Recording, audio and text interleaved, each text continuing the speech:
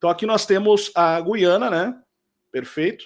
Aqui nós temos criaturas míticas desenhadas, que é esse aqui era um tipo de um ser que existia, relatado em vários locais do mundo inteiro, em mapas do mundo inteiro, no Brasil, na Ásia, na América do Norte, você vai encontrar. Na América do Norte você tem no mapa se eu não estou enganado, do Urbano Monte você vai encontrar. Na Ásia, na região da Rússia e na região da Índia, da China, do Tibete, por ali mais ou menos você vai encontrar esse ser aqui. Esse ser aqui é um blêmio. Tá? É uma criatura, a gente chama de criaturas místicas, né? Míticas, de mito. Então é uma criatura mitológica. E do lado é uma amazona, uma guerreira amazona, retratada. Tá? Você também tem leões aqui, né? Observe. Então nessa época no Brasil tinha uma fauna, possivelmente uma fauna diferente do que a gente tem hoje. Que parece ser um leão aqui. Então, mas de qualquer maneira, o lago ficava mais ou menos nesse ponto aqui, tá? E essa daqui é uma das aulas, é a aula 34 do módulo 2 do curso A Verdadeira História do Brasil. Nessa outra aula aqui, olha só o que a gente já mostrou, uma foto, essa foto aqui acho que é dos anos 70 ou anos 80, tá? Você vê que é antiga até o tipo da fotografia. Não vou conseguir localizar ali, eu acho agora, vamos ver se eu consigo. E aqui, sim, eu já deixei separado no ponto, vamos ouvir aqui. E aqui nós temos a pedra mencionada, que apareceu devido a uma grande seca. Com esse mesmo tipo de escrita que ele menciona com os desenhos de cabeças esculpidos na pedra, escritos na pedra, de uma linguagem que estima ter aí por volta de 5.000 anos. Ele cita ainda que as pedras, esculturas gráficas próximas ao encontro das águas são idênticas às esculturas gráficas de um local chamado Pedra das Caretas, no rio Urubu, uma outra possível entrada ou saída para o Eldorado e o Lago Parima, ou seja, segundo o indicador de caminho dos índios para o Lago Parima e o Eldorado. O autor Armando Loureiro vai sugerir também que essas esculturas gráficas parecem ser indicações de alguma coisa de ruim acontecida em algum lugar.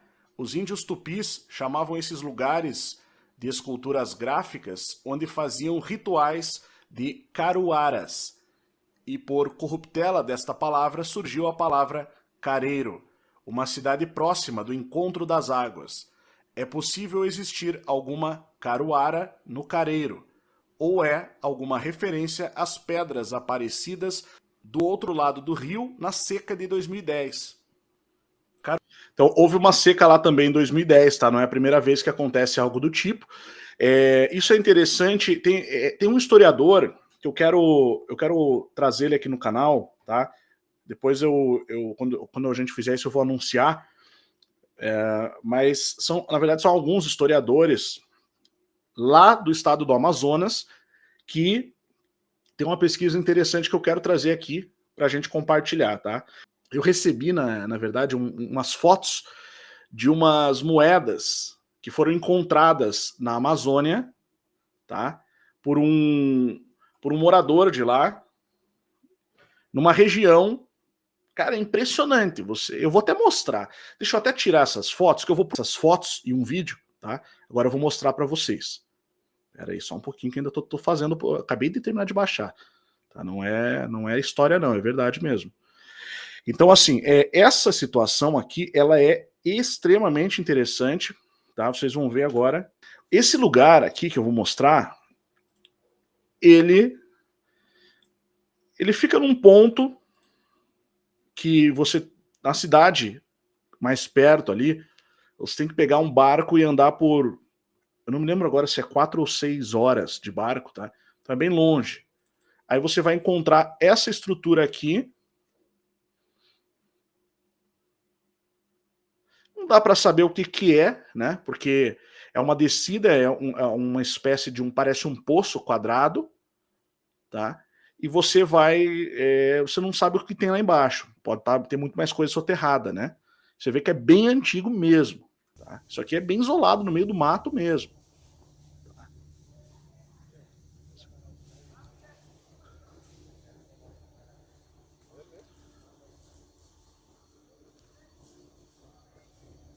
percebe? Só quem mora lá sabe desse lugar, tá? Nessas cidadezinhas, que são cidades pequenas, tem alguns vilarejos, algumas cidades pequenas em volta, e é tudo no meião da Amazônia isso. Então, aí foram encontradas lá algumas moedas, que é essa moeda aqui. E o que me chama a atenção aqui, tem mais. Ele falou que se a gente vai lá, a gente encontra, tá? Então, em breve aí, dando certo, a gente vai conseguir ir lá. Mas o que me chama a atenção é que essa moeda, ela de fato parece moedas bem antigas, só que já não dá para ver direito o símbolo, né, o que tem desenhado nela. Mas se você olhar essa da direita, você tem uma espécie de um G ali, né? Isso que me chamou muito a atenção, porque esse símbolo, não dá para saber se é um G, mas parece a parte de baixo de um G. Isso aqui me despertou uma curiosidade muito grande, porque a gente sabe, né? Vocês sabem que a maçonaria, ela utiliza o G como símbolo, né? No meio do símbolo maçom existe um G. Então, eu já pesquisei muito sobre o significado dessa letra, né? Por que tem essa letra? E eu já li muitas respostas diferentes, inclusive em sites, né, da maçonaria, mas essas respostas muitas vezes divergem entre si. Elas não chegam a uma unanimidade, não existe uma resposta final, né, como se fossem vários níveis, várias camadas de uma cebola até você chegar na verdade, né, na real verdade. Então, o que chama a atenção, né, é que essa é uma região que fica justamente naquelas regiões que a gente já falou, que são mencionadas nos estudos da virada do século XIX para o século XX e do início do século XIX, do final do século XIX, começo do século XX. E ali falava exatamente nessas regiões onde as frotas antigas de Salomão teriam chego. E a gente sabe que a maçonaria ela tem essa alegação, né? Ela faz essa alegação de conhecer antigos segredos do Templo de Salomão, enfim. Então, eu achei muito curioso. Se for verdadeira essa moeda, né, ela precisa passar, evidentemente, por uma análise, mas você encontrar um símbolo desses e você desvendar o que é aquele G de fato e você chegar ao ponto de descobrir que algum povo muito antigo utilizava esse mesmo símbolo, né?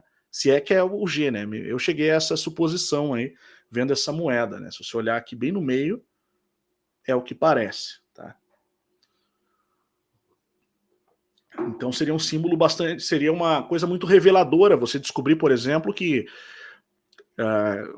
desde o passado eles detinham esse conhecimento de forma oculta, de forma secreta, né?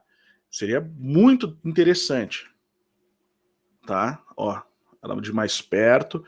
Se você pesquisar imagens, moedas bem antigas dessa época, o RC Moedas aí deve estar assistindo, né? Não perde um vídeo, sempre é um dos primeiros a dar lá, a comentar ali. Ele até pode depois, se ele quiser entrar em contato e passar um pouco, aparentemente ele é um, me fugiu o nome agora, como que é? Numismata, né? Alguém que estuda moedas antigas. Então,